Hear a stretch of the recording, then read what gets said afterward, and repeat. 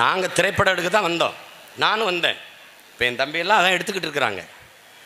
ஆனாலும் சிலர் பணத்தை தேடி ஓடிக்கொண்டிருக்கும் போது நான் இனத்தை தேடி ஓடிக்கொண்டிருக்கிறேன் என்பதை நீங்கள் விளங்கி கொண்டிருக்கணும். படம் எடுத்தால் எனக்கு வருமானம் வரும். என் வருமானமா என் இனமானமா என்று என் முன்னே நிற்கிற போது என் இனமானம்தான் எனக்கு பெரிது என்று இந்த வேலையை செய்ய வேண்டும். எங்கள் அப்பா பாரதி ராஜா என்னை கேட்குறாங்க, எப்படிரா மகனே உனக்கு தூக்கம் வருதுன்னு. கதை சொல்லும்போது இந்த கதைகளையெல்லாம் வைத்துக்கொண்டு எப்படி இந்த வேலையை உன்னால் செய்ய முடியுது? வழி இல்லை, வேறு வழி இல்லை. விட்டுட்டு போனால் ஒன்றும் இல்லை, யாரும் இல்லை, கேட்க ஆள் இல்லை. ஒரு இடத்துல போராட்டம்னா சீமானை கூப்பிட்டுங்கிறான். நாங்கள் என்ன கேட்குறோம்?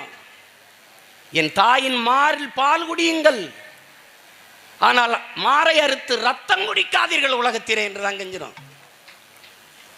இதே ஹைட்ரோ கார்பன், இதே மீத்தேனியத்தின் மக்கிய மரக்கழிவிலே, அழுகிய காய்கறி கழிவிலே, மாட்டு ஆட்டு சாணத்திலே எடுக்க முடியும் என்கிற போது ஏன் என் பூமி தாயின் ஈரக்குலையை அறுக்கிறீர்கள், இதயத்தை நொறுக்குகிறீர்கள்? எதற்காக என்கிறதான் நாங்கள் கேட்குறோம். இதே சிங்கப்பூர் ஹைட்ரோ கார்பன் மீத்தேன் எடுக்கலையா? மக்கிய மரக்கழிவிலிருந்து தனக்கு வேண்டிய ஹைட்ரோ கார்பன் மீத்தேன் எடுத்துக்கொள்ளலையா? எதற்காக? உங்களை போல தான் எங்களுக்கு இருந்தது, ஆசை இருந்தது. பாட்டுக்கு ஆடணும், விசில் அடித்தோம், கைதட்டினோம், திரையரங்கில் போய் முதல் காட்சி பார்த்துடணும் அப்படின்லாம் இருந்து வந்தவங்க தான் நாங்கள் எல்லாம். ஒன்றும் இது இல்லை. தெருக்கூத்து நடக்கும்போது முதல் இருக்கையில் போய் உட்காந்து பார்த்தவங்க தான். வள்ளி திருமண் நாடகமாக பப்புன் வர்றதுக்கு முன்னாடியே போயிடணும். கரகாட்டமாக பாவக்குத்தா அப்படி முன்னாடி போய் உட்காந்துக்கிறணும். அதெல்லாம் இன்னும் எங்களுக்குள்ள மறையாத ஒரு பசுமையான நினைவுகளாக இருக்குது. அப்போலாம் அப்பாங்கிறது சொல்லணும். அப்பான்றதுக்காக நான் கிராமத்தில் இருக்கும்போது சின்ன வயசில் பக்கத்து கிராமங்களில் போய் இந்த கூத்தெல்லாம் பார்க்க போகும்போது என் அப்பா தடை போடலை. அதையெல்லாம் உள்வாங்கியது தான் சின்ன வயசுலேயே இந்த நாடகங்கள், அந்த கலைகளை உள்வாங்கியது தான் எங்களை போன்ற பிள்ளைகளை எல்லாம் ஒரு கலைஞர்களாக பிற்காலத்தில் பரிணமிக்க வைத்தது. அப்போ நான் கேட்ட பாடல்கள்லாம் இன்னும் எனக்கு நினைவில் இருக்குது. வட்ட வட்ட பாறையிலே, வட்ட வட்ட பாறையிலே, வரகரிசி தீட்டையிலே, சொந்தமுள்ள அத்தை மகனே டக்குமுக்குடுக்கு தாளம், நீங்க சோறு கேட்டு நிற்கலாமா டக்குமுக்குடுக்கு தாளம். அது என்ன சொன்ன பாருங்க, அத்தை மக உரல்ல நெல் குத்தலை, வட்ட பாறையில் போட்டு நெல்லை குத்திக்கிட்டு இருக்கா. வரகரிசி தீட்டுறா, நெல் இல்லை வரகு. வட்ட வட்ட பாறையிலே, வரகரிசி தீட்டையிலே, சொந்தமுள்ள அத்தை மகளே டக்குமுக்குடுக்கு தாளம், நீங்கள் சோறு கேட்டு நிற்கலாமா டக்குமுக்குடுக்கு தாளம். அவன் பாடுறான், சொரண கெட்ட மாமன் பொண்ணே, சொரண கெட்ட மாமன் பொண்ணே, சோரனுக்கு வேணாண்டி, சொந்தமுள்ள அத்தை மகளே டக்குமுக்குடுக்கு தாளம், உன்னோட சொல்லு மட்டும் போது மடி டக்குமுக்குடுக்கு தாளம்.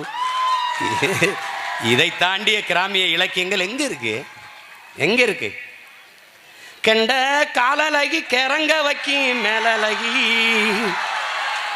காத்து கருப்படிக்கும் காட்டு வழி போகாத, ஏன் அத்தை மகளை பாப்பு நீ அடிக்காதடி டூப்பு, நான் அடுத்த வார சந்தையில் வாங்கித்தாரேன் சோப்பு. மச்சான் உனக்கு எனக்கு நேசம், என் வயிற்றில் 6 மாதம், அப்பத்தான் அறிஞ்சா இது அதை விட மோசம்.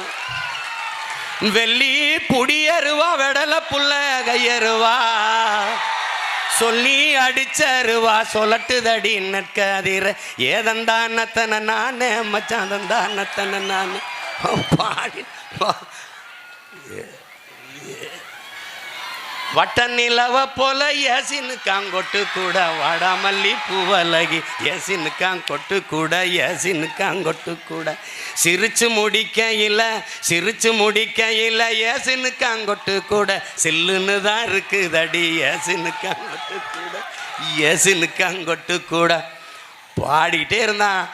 இந்த கிராமத்து மக்களுக்கு, இந்த பாமர கலைஞனுக்கு எவன் பாட்டு எழுதி கொடுத்தது, எவன் மெட்டமைச்சு கொடுத்தது? எங்கள் அப்பத்தாக்கெல்லாம் பருத்தி மாதிரி அரிச்சிக்கிட்டு இருக்கும்போது, மிளகா மாதிரி அரிச்சிக்கிட்டு இருக்கும்போது, பூசிரிக்க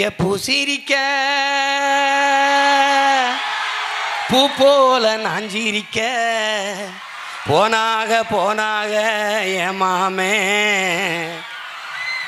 இன்னும் வர காணோமே காணோமே ஏதானே தானே அப்படி களைப்பு தெரியாமல் உழைக்கிற களைப்பு தெரியாமல் பாடிய பாடல்கள் எல்லாம் தான் இன்றைக்கு நவீன வடிவம் பெற்று மக்கள் கலை தான் இன்றைக்கு திரைக்கலையாக மாறி நிற்குது.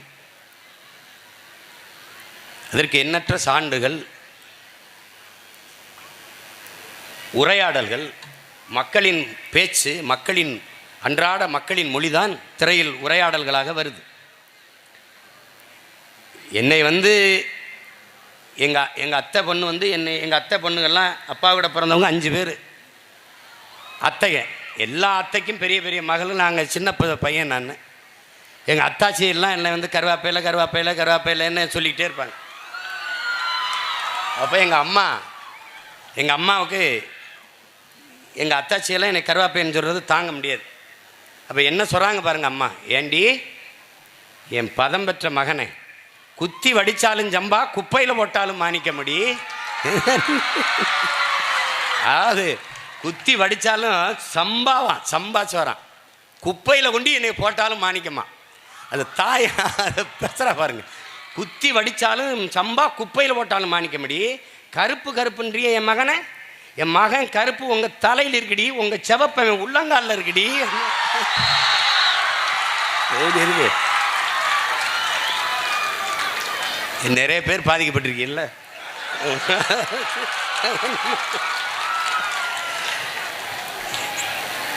என் மயங்கருப்பு உங்கள் உடம்புல இருந்தா மச்சான், உங்கள் செவப்பு அவன் உடம்புல இருந்தா தேமல். அங்கே என் தங்கச்சி ஒன்று அவ்வளவு மகிழ்ச்சி அடையுது. கருப்பா இருக்கிற அந்த கரும்புல இருந்தா அவ்வளவு இனிப்பா இருக்கிற சக்கரை வருது.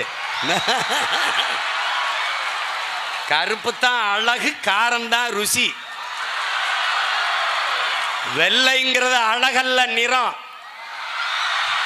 ஆங்கிலம் என்பது அறிவல்ல மொழி. அவ்வளவுதான்.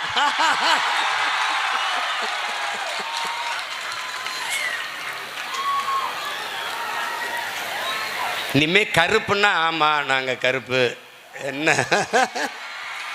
கருப்பு என்பது என் அன்பு தம்பி தங்கைகளை தெய்வத்தின் நிறம், வெள்ளை என்பது பிசாசின் நிறம். எவனாவது நம்ம கோயிலுக்கு போ, நம்ம சாமி எதையாவது பாரு, வெள்ளையா இருந்தா என்னை வந்து கேளு,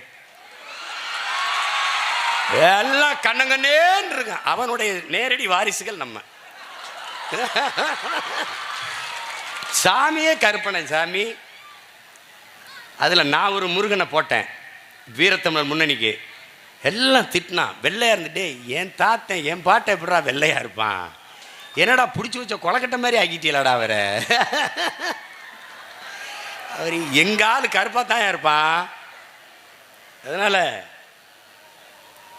கருப்பாக இருக்கிறனால நாளையிலேருந்து நிமிந்து நடக்கிற அப்படி போகிற.